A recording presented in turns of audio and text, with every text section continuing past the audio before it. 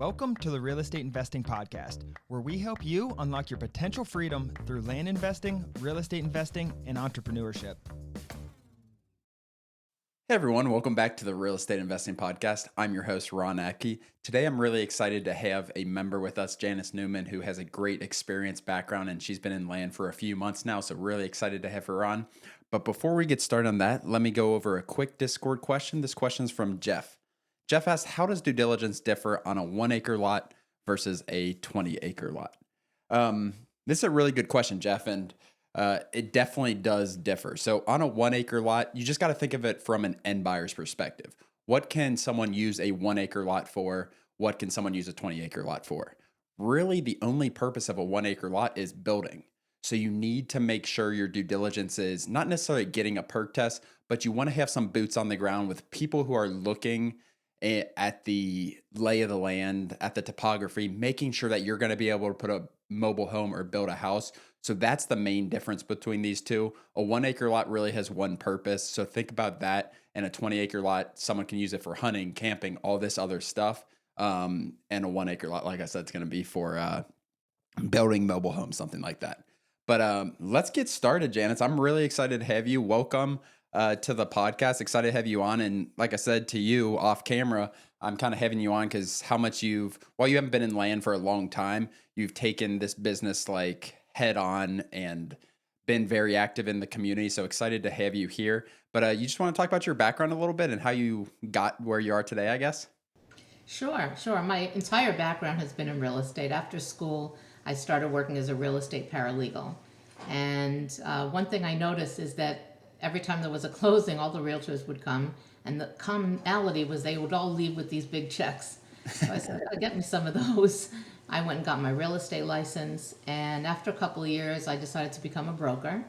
And I opened my own boutique agency, which I ran for about 20 years. And I started in between that doing house flipping. I did about a dozen flips, maybe 15 flips, and it was going really well until the market tanked in 07 or 08, and I had one property left, which I was lucky enough to sell. I'm very grateful I was able to sell it, but the market really was bad across the country, but especially here in Florida, it was a nightmare.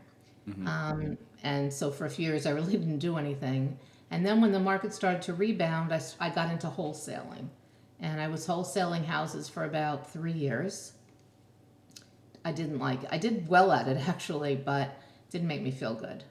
Just felt disingenuous, and I guess I'm always a broker first and foremost, and it just didn't weigh well with me. And land had come across my radar a couple of times, and I thought, who's buying land? But I started thinking, rather than going out there again and trying to get clients or trying to flip houses again, let me look into this land. And I saw something about your course, and it really resonated with me. I thought, this looks very interesting. And I was looking for something also to bring my son in with me. He just finished college, and he's 22. I said, this might be a good thing for both of us. So we took your course. It started, I think, in the middle of January. And we are full-time in it, both of us. And Awesome. That's how we got into this. Wow, that's really cool. And I knew you haven't been here that long, and it's April right now when we're recording this. But yeah, January, I mean, you've taken this, like I said before, taking this head on. You guys are both full-time in this. What's kind of your deals look like thus far? I know you had off the bat, you had some that are interested. I think a seller kind of backed out. So you've had some good experience thus far, but what do your deals kind of look like right now? Yeah, unfortunately, that was our first deal, and it was a little disappointing for sure. But immediately I picked up another piece of property. It was about 2.5 acres. And I didn't bother asking for funding. I didn't think anybody would be interested. It was not only in an HOA, but in a gated HOA. But I knew it was a good deal. I felt in my gut. I did a ton of research.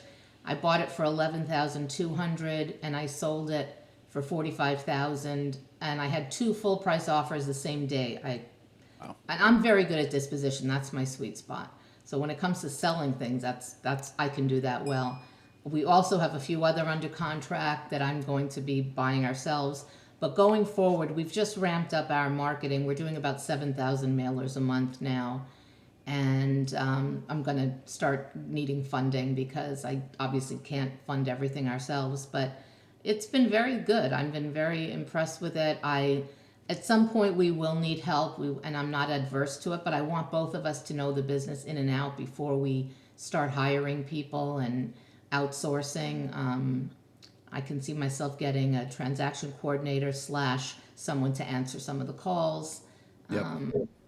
But so far, we're managing it very well, the two of us, and we're enjoying it. Actually, it's a lot of fun. Wow, that's really cool. And I remember seeing your first deal, not the one that you lost, but the numbers on that. But that's incredible. In an HOA, buying for 11, selling for 45, same day. So you got your cash back within what, 2, 3 weeks if it's a cash purchase? It was less than 2 weeks. We closed it in 8 days. Wow, that is. And yeah, it And was, you started in January, and you got that. So what did that time frame look? I think you started like mid-January, if I had to guess. So when did you kind of close on the sell side on that first deal? on the sell side of the first deal, we closed on, I think it was March 8th, and we sold it 8 days later. So about 2 months or so from your Yeah. start date of the court. Wow, that's incredible. That's really, really cool to hear. Not everyone's going to come in and do that, but it's definitely possible, as you can kind of see. And like you said, and you hear Daniel and I talk about HOAs and not be like overly fun, especially me. Daniel's probably a little more lenient towards them. But I've had some bad experiences, but there are some very, very desirable HOAs. What was that? You said 2.5 acres. So it was like a estate lot, essentially. Is that kind of what it looked like? Yes, and I had really done my research thoroughly, especially because it was gated. I knew I'd have an issue with access, although I did have the gate code ultimately. But I knew that it was an desirable. And the thing is that I felt, no, even if it took a little longer to sell, I would always get my money back and then some. Didn't expect it this quickly, but I was confident we'd be able to, make a profit of some sort. I was prepared to take less, but Yeah. Well, when you had 2 offers same day or whatever it was, and you closed in 8 days, that's incredible. That's really cool to hear. So what's kind of your 3 months in, which is incredible, what you've done thus far, 3 months in. You and your son are taking this on full time. What are like your goals? I don't know, 2023 or the next 12 months? Like, where do you guys, I'm sure knowing you, I'm sure you kind of write this stuff down like, okay, we got to ramp up to this. What does that look like the next 12 months or the next 9 months through the end of the year? well, the funny thing is when I had the call with the goal specialist, he said, "Oh, what are your goals this year?" And I said, "This is maybe the end of January." I said, maybe 50,000. He says, "Oh, that's ridiculous." I said, "Yeah, you're probably right. Maybe 30,000. How about that?" He said, "You're going the wrong direction." So we came up with a goal of about 250,000, and my personal goal now is about 350 this year. Um, I would like to close ultimately between 2 and 4 a month. And I think we can do that. If we get up to 10,000 mailers a month, I think we can definitely achieve that. Yeah, Wow. that's So yeah, those goals was it with Anthony or Michael? it was Michael. Okay, awesome. I'm glad he pushed you in the right direction, and you don't want to hit your goals month 3 or something like that for the whole year. So I'm glad you kind of settled that, and like you are doing, like readjusting goals. You might get $100,000 profit deal tomorrow, and you're like, okay, maybe I gotta ramp this up a little more. So are you guys targeting what kind of land are you guys targeting? Obviously, you're a realtor down in Florida. Is that correct? You're a licensed I'm a realtor, broker here, yes. broker. So what does what are you targeting? Are you targeting smaller ones like that, or are you targeting a wide variation? I'm just now starting to go to higher acreage. Initially, I was doing the 1.5 to 20, and now I'm going to take it up to 40 acres. We've actually got a very large commercial deal because the data tree must have made a mistake, and Yeah. one of the deals was a very large commercial deal, which I thought, oh, can't do that. But it turns out we may be getting that deal, which is What's very that big. look like in terms of numbers? That will be a very big deal. It's on a main street. Yeah. I That's mean, the awesome. guy's out of town, so he's getting all his numbers together with his attorney. But if we can make that work, that will be a big deal. Amazing. Amazing. That's really cool to hear. And yeah, up in your acreage it's something a lot of people come in and like they're offering 1.5 to 5 acres and trying to really, but those big deals like that you're going to fall into once you start expanding that acreage range is really important. I wanted to get into, so what we do, the majority in people who are, I guess this is coming out on Monday. So you guys by now already know, you probably don't know, we're coming out with SMS for land coming out on Monday morning. and we're announcing that tomorrow. So, and I know you've used some texting with land. What's your experience been with that? Majority of our business and what we preach is a lot of direct mail. I think there's ways, and that's what we're going to teach on in this is pairing that with follow-ups, maybe some cold texting as well. But what's your experience thus far in texting in terms of response rate, everything like that? Yeah, I had a lot of experience in texting when I did wholesaling for 3 years. When I initially started this, I said, well, it really bothered me. All these leads that didn't get back to me, obviously, if you get a 0.5%, that's a good return rate. Yeah. I said, what about all those other leads? Maybe there's a chance to get a second bite at the apple. And I started doing a texting follow-up. I call it a warm texting campaign. Yeah. And we target everything is on with a big whiteboard. And 3 weeks after the mail goes out, by that time, if I haven't had a response from these people, they get a warm text. And that brings quite a number of people coming back. And, sometimes they're nasty, sometimes they're not, but we're trying to make some of the deals from that. And I feel if I can get just one out of those, it's definitely worth it. A little bit extra expense, but not much, Yeah. How much is the extra? So Janice is sending mail 3 weeks later before like the expiration date on the mailer. She's following up essentially and saying like, did you get my letter? Would love to talk to you on the phone, essentially, correct? Yes, we want to get them on the phone. That's the deal. So what is Have you had a that? chance to review it? So what's that time commitment? Because it does, and we've been doing a lot of it and testing a lot of it to get this program ready to make sure it's a working thing for you guys. But what does that extra time commitment work? Let's say you do it to 2,000 people. What does that look like? Well, what you get just like with the mail, you get a lot of people start contacting you right away, and I think if you don't get back to them right away, you lose the momentum because Yeah. at the time that they get the text and they respond, if you don't respond, a lot of people just send out texts and get to them hours or days later even. We don't do that. We block off the time that day to get back to them right away because they're on their phone, they're ready to talk. And now I'm trying to get them to get on the phone. I don't want to, you're not going to close a deal on an SMS text. You've got to get them on the phone. And if you get back to them as soon as you send the texting out, you'll get some others that come in later, but I'd say I get somewhere between 50 to 75 responses within an hour. Really?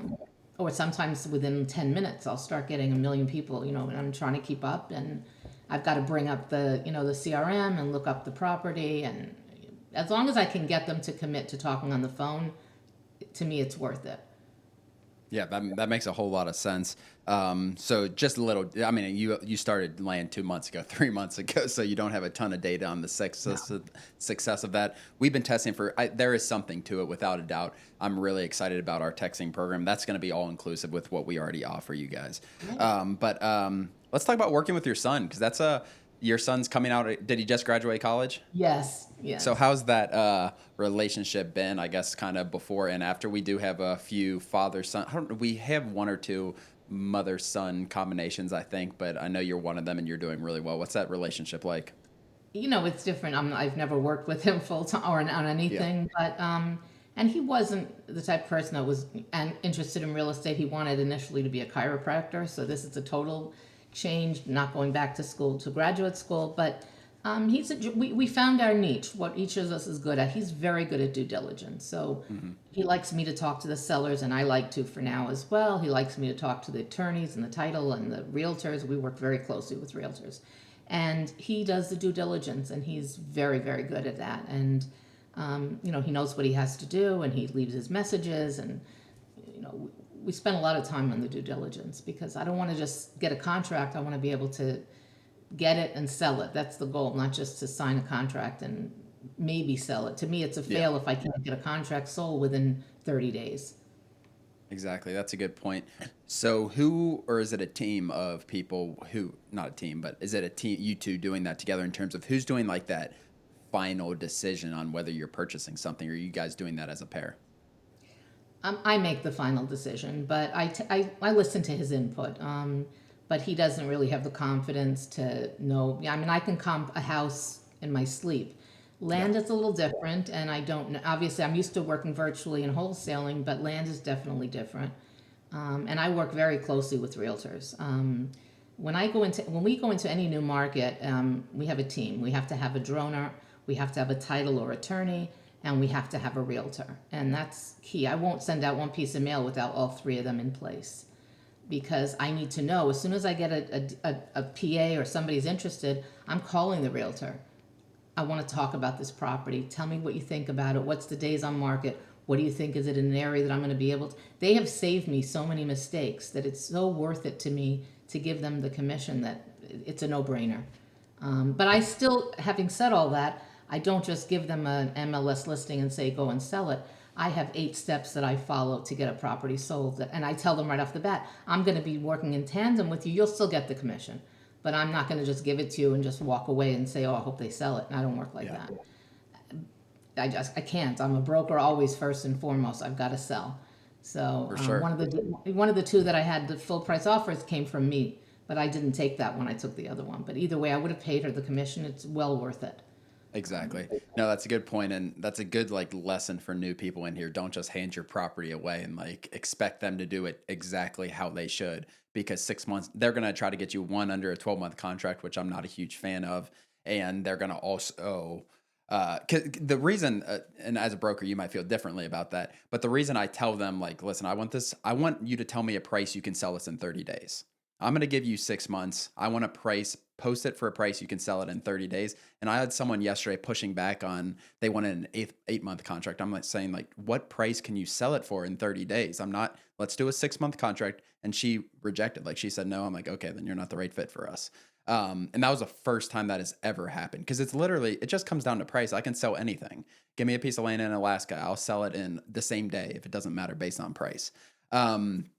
What I wanted to ask, because that got me on a tangent, because that was the experience from yesterday. You talked about wholesaling, and I guess it gave you kind of a bad feeling. And we have a lot of wholesalers come in and try to do the wholesaling model in here, and while it can work on some deals, I don't think as an entire business model it works. But talk about like the wholesaling versus what we're currently doing, or what you're currently doing in land. It's interesting because there is somebody out there selling a course for $100,000, and her whole model is based on wholesaling, and she'll sign a contract for 8 months with the seller. And I think the whole value that we bring to a seller to sell it at a discount is that we're going to close quickly, and that we're not going to just keep them hanging for 8 months or 6 months and then maybe go back to them afterwards and say, gee, I couldn't sell, I'm not going to close with you. We're saying we're going to close 95% of the time, we're going to, and hopefully 100, and we're going to close quickly. I mean, speed is everything, and you don't have to pay commission, you don't have to pay closing costs, but you're going to get the cash quickly, and that's what people like to hear. That's what they want. And I think like the value just in turning something liquid for them that is not really a liquid asset, because it might take realtors 12 months. They might not sell your property. If you call a realtor, like we are giving you a 2 to 3 week, typically cash closing. And like you've seen in our community, I think as you start to get deal funding on some, you're going to see how much money is truly available in our community for good deals. Like obviously the deal is what makes someone fund something or not, but the amount of cash available, like if you do that commercial property and need $500,000, $1 million, like it is doable if the deal makes sense. So we're just doing a really big service to the seller. And that's the number one question we get, like from potential students. Why would someone sell at 30, 40%? Well, land isn't very liquid. Like it's not an overly liquid asset, and we make it liquid for them. Life brings up certain situations when you need cash fast and you can't wait 12 months for it. But I like that perspective a lot. What do you kind of think the most important trait? You've seen some land investors, you're very active in the community. What do you see of the traits? What traits do you see of successful land investors, whether it's in our community, what you've seen yourself, like this is really working, I'm doing this really well. But kind of want to bring a community base, I think, from the people who are being successful. I think people that are really devoted to the business and really understand, I mean, your course is excellent. It teaches so much. I mean, I was able, obviously, to learn from you. I wouldn't have done it otherwise. But I also want to know more, and I'm learning more about due diligence. I'm learning more about land itself, because I think the more you know, the more value you bring and the better you feel about the business. I also think it's important that time is everything. And people that just get, I know people can't all do it full time, but Yeah. if you say you're going to return a phone call at a certain time, you're going to get back to them, you have to do that. And people have to, they don't know you, but they have to sort of develop a trust in you saying you're doing what you say you're going to do. And that's what differentiates, I think, this business a lot from wholesalers, because they'll say anything to lock up the contract.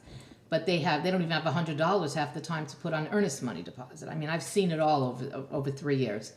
And, then they just bring people by and they have no clue what they're doing. And that's why wholesalers have such a bad rap, because most of them are really not doing a service to the seller the way they should. And I can say that because I did it for 3 years, but I did know what I was doing. With Landed, this is very different to me. Yes, it's at a deep discount, but that's an asset that isn't doing anything for them. It's just they're paying taxes on something, potentially even an HOA fee for nothing that they're not going to ever use. If they haven't used it in a few years, chances are they're never going to use it. So why not sell it?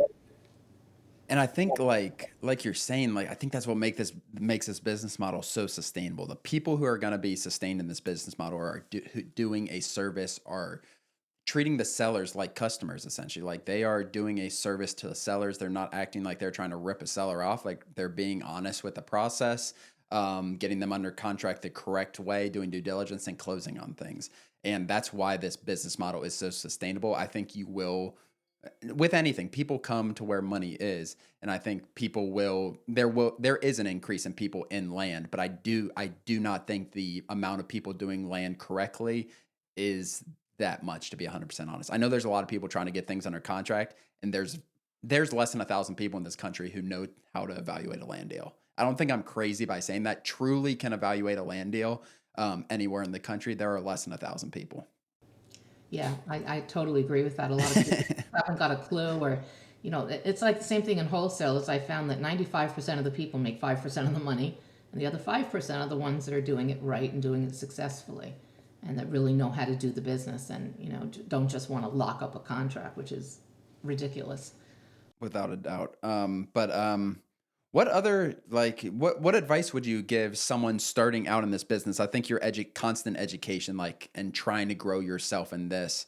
Actually, before we get into that question, I wanted to ask you something, because you're obviously doing this full time. Your son is with you full time, which not everyone, like you said, not everyone can obviously just do that right away. What is the feasibility in your mind of someone who has an hour every day after work or 90 minutes every day after work? What's your thoughts on that in terms of feasibility of that? There are certain things you can do after work, but there are certain things you really need to do during business hours. When it comes to due diligence, you're calling governmental agencies. They're not open after hours or on the weekends. And oftentimes, especially in these small towns, I've had some of them that the only person that works there is the mayor. And he's not working after hours. You have to leave a message. You call up. I've heard my son call them, and oh, he's not there. Okay, can I leave a message? Yeah, here's his cell phone. You leave a message. You have to wait for them to call you back, and it will be between 9 and 5. So it's going to be a little harder. You'll need somebody to help you potentially, or in order to do due diligence properly, you've got to speak to governmental agencies, and that you can't do it. So you're either going to have to do it on your lunch break, or run to your car and make some phone calls and hope that they're there when you call. But a lot of it you can do from home. Definitely, you can do your mailers, you can pull price, do all that stuff after hours. You can find realtors, you can do all that stuff after hours. Yeah, that's a good point. And that's probably the one aspect that part of due diligence is the thing that you will need to do during hours. Like it's not and that's once you have deal flow. So that's once you get PAs coming back and you're doing due diligence like that. So that's a good point. So let's go back to that other question that I was starting and then I cut myself off. I was asking, what advice would you give someone who's kind of coming in brand new? Whether they have, let's say they don't have real estate experience, but what kind of advice would you give someone starting out in this, or maybe even looking into a course or something like that? I would say go into it with your eyes open, that you've got to keep at it. It's going to take time, but the thing is consistency with marketing, because if you're not consistent, if you just do one deal and then you sit there and wait, you're not going to have any more income coming in for months later. So you've got to keep going, even when there isn't a deal. And I've had mailers go out that have been duds. Not that nobody's ever gotten back to me, but the land hasn't been good or the price hasn't been good. But I actually increased my marketing at those points because I knew, okay, that one's good. We'll try something else. You've got to keep consistent. That's key to this business, I think.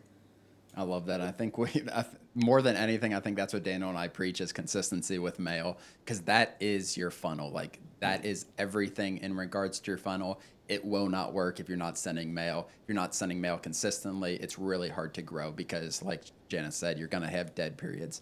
But other than that, Janice, I don't have anything else to add. Do you have any other comments or anything? No, thank you very much. I think this is an amazing course. Anybody that takes this, you'll be very, very, very happy, and it's great. I love it. Thank you so much. I appreciate that, Janice. As always, thank you for joining. Please do us a huge favor and like and subscribe our YouTube channel and share this with a friend. It really means the world to Ron and I, but more importantly, it could help change the life of someone else. Thanks for joining, and we'll see you next episode.